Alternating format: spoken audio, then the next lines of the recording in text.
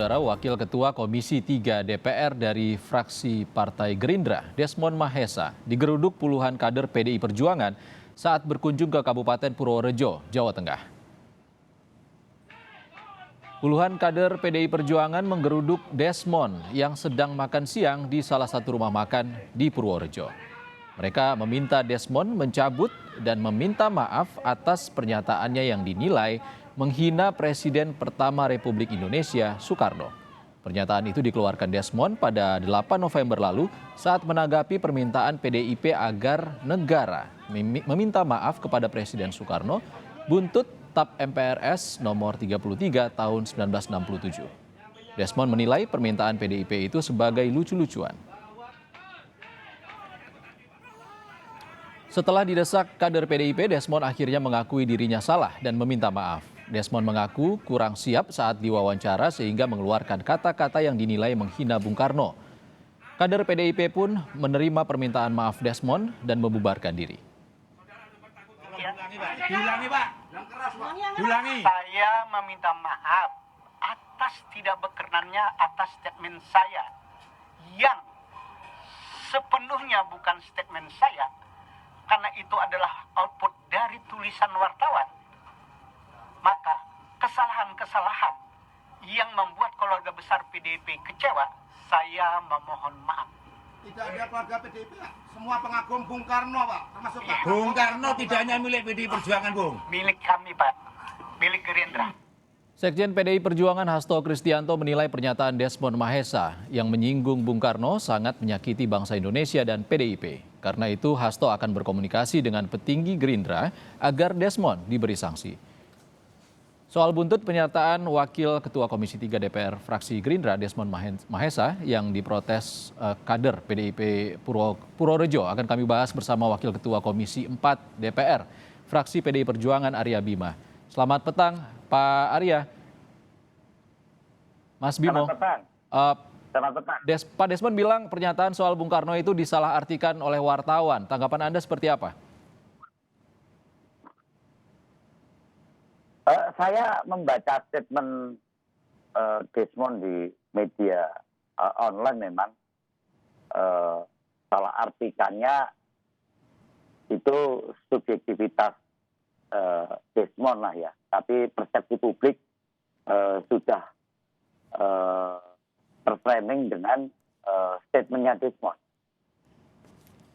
Jadi saya melihat bahwa permintaan maaf Desmond itu sesuatu yang tentunya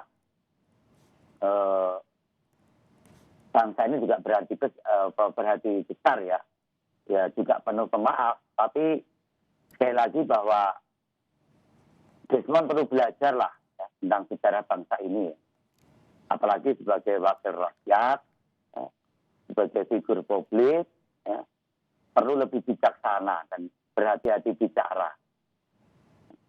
Bukanlah ada pepatah bahwa mulutmu ada harimaumu. Karena persoalan ini bukan persoalan yang tidak ada bangunan hukum dan sejarah pembicaraan dari awal mengenai hal-hal yang terkait dengan TAP MPRS nomor 17 tahun 67.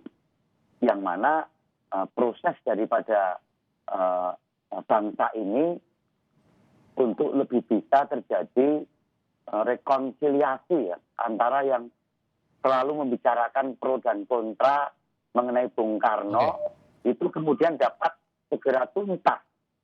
Dan bagaimana kerukunan segenap anak bangsa ini. Oke, Pak Bimo, kalau permintaan maaf Desmond, apakah sudah cukup untuk meredam respons ataupun reaksi daripada kader PDIP?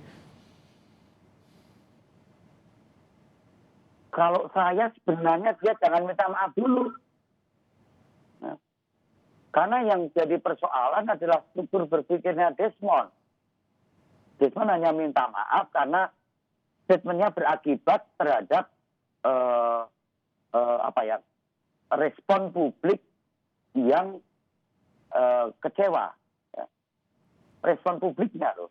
Kalau saya menginginkan sebenarnya Desmond mempertahankan saja apa yang disampaikan sehingga kita bisa bicara lebih membawa persoalan ini ke struktur bangunan hukum yang harus diyakini Desmond seperti apa sih kan gitu. Nah, ini yang menurut saya perlu dikelirkan supaya pandangan sikap pro kontra itu akan lebih jernih dan bagaimana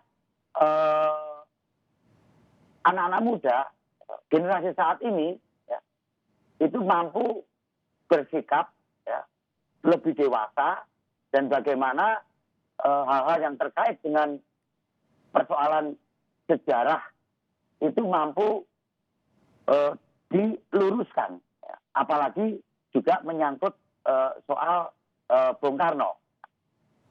Oke. Ini yang saya khawatirkan bahwa Desmond tidak memahami benar bahwa bagaimana perubahan TAP MPR nomor 17 MPR 67 itu sendiri yang memang sudah tidak diperlukan lagi karena tidak bisa ditindaklanjuti dan itu sudah dipertegas di dalam TAP MPR nomor 1 MPR 2003 tentang peninjauan terhadap materi dan status hukum ketetapan MPR RI tahun 60. Ini yang menurut saya bisa-bisa konstruksi bangunan hukum Desmond mengenai TAP MPR nomor 17 MPR 67 ini masih dalam konsepsi yang lama. Sementara proses yang terjadi sudah jelas bahwa perubahan dari hal yang terkait dengan TAP MPR nomor 17 itu Oke, Pak Bima.